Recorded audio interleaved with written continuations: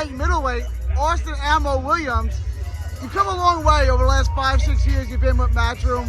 How did camp go? How are you feeling? And I know you had to make an adjustment last minute, but how's camp going and how are you feeling? Man, camp was great. The greatest thing about a great camp is you prepare for anything. Last minute replacements, I'm still ready. You know, the work I put in is still done.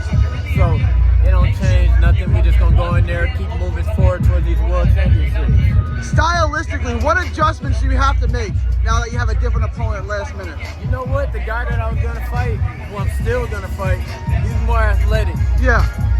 More of a explosiveness to him. In and out, faster feet. This guy that I got, Ivan, he'll stay with you a little bit more, staying in the same place. But he also hasn't fought nobody with the power I have. So I think that might drive him back. All I gotta do is stay defensively sound in the pocket and make him pay off his counterattacks. I want to go back to your last fight, Patrice Volney. I thought it was a really good performance. There was mixed reactions. Some people thought it was really good. Some people thought he was too competitive with you.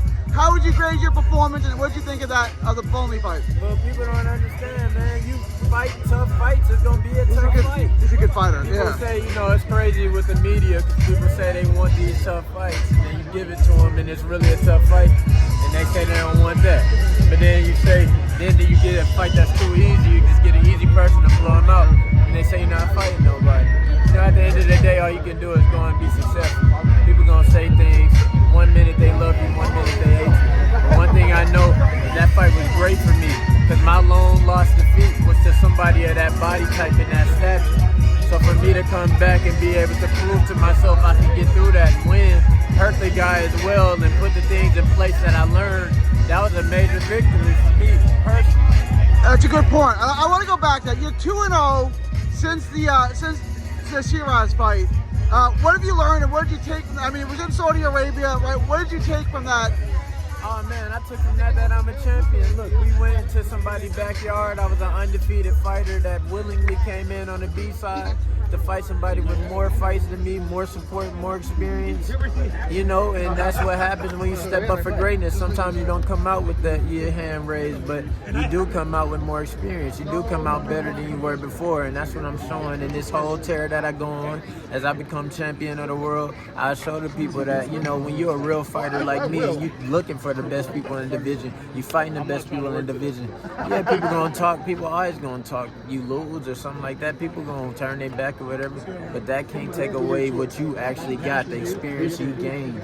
Just like Deontay Wilder told me, man, take the experiences. If you blessed to get the best fights in the country, if you blessed to get the best fights in the world, take them, because it ain't gonna do nothing but make you a better fighter. And that's what I'm gonna show in every fight going forward. I think you've looked good in the 2 fights since then. Sheeraz went up to 168. He's got a world title there now. Do you want a rematch, or is that he's in a different weight class? That's ancient history. We talk, you know. If you go look at Sheeraz's last 10 fights, I was the last war. Yeah. That's what people forget. Our fight wasn't a one-sided battle. It was times I almost had him knocked out. It was an 11th round. The referee came in and stopped it to let me fight another day, which I'm thankful for. You know, when you're a real fighter and things, sometimes it does take a referee to save you from yourself. And he got that fight. Well, did the ref make the right decision in stopping that fight? The referee made the right decision. You know, it's hard. I'm a competitor. I'm not a loser. I'm a champion. So that broke my heart and everything. But when I go back and look at it, man, the referee kept me going. That's why I'm able to come back, you know, fight with no damage, be able to fight like I'm still a champion, like an undefeated fighter. Because in life, there is wins and there is losses. It's all about how you bounce back, and it's all about what you do with those experiences. Some people go through something and they'll never be the same. But if we look at Hamza Sheeraz, look what he's doing.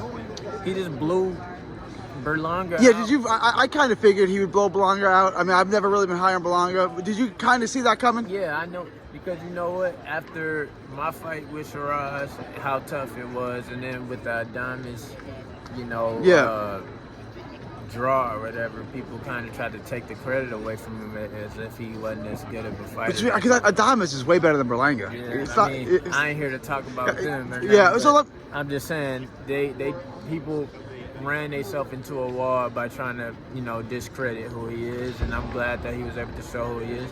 the better that he is, the further he goes in his career, in conjunction with how far I go in my career, we still build each other up. That's the beauty of fighting other great fighters. That's the beauty of going to war with great fighters, because y'all end up in the same threads. Y'all end up, his career have effect on my career have effect on his career. If I go and I become world championship undisputed, win a world championship, middleweight undisputed champion of the world, that makes him better. He continues to do what he's doing at 168 wins. That makes me better, you know what I'm saying? And then it's going to be a time for the rematch to happen. We talked, we already said, you know, we can do that one again. That's a good dance partner to have, to showcase what we have, our skills and things. So I'm just letting him run his own race right now. I'm in my lane running my race right now. But in the grand scheme of boxing, it'll be a time where we can make a lot of money with each other. I wanted to ask you, so we mentioned the Adames, there's Janet Beck and there's Laura, who's got all the belts at 160. Is there, I know you know Laura well. Yeah. Is there one that you got your eye on, one that you want? You know what? I want all three of them, because at the end of the day, I'm here to take all the belts. In the order, it doesn't matter. But this fight that I was supposed to have with this guy, it was supposed to be the IBF final eliminator, make me the manager. Yeah. So my eyes were innately set on Johnny Beck, because that's the truth. You know, that's what, and the statistics and the reality what have came. You know, but now.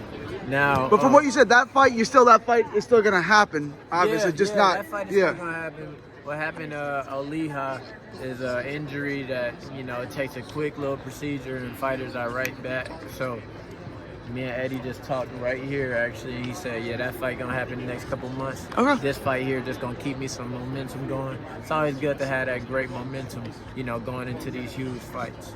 So that's what we doing right now, just staying focused. Johnny Beck, in reality, was the main focus because it was realistically there. But now that we back in this, you know, mode of being able to see anybody, it doesn't matter. Anybody available, it doesn't matter.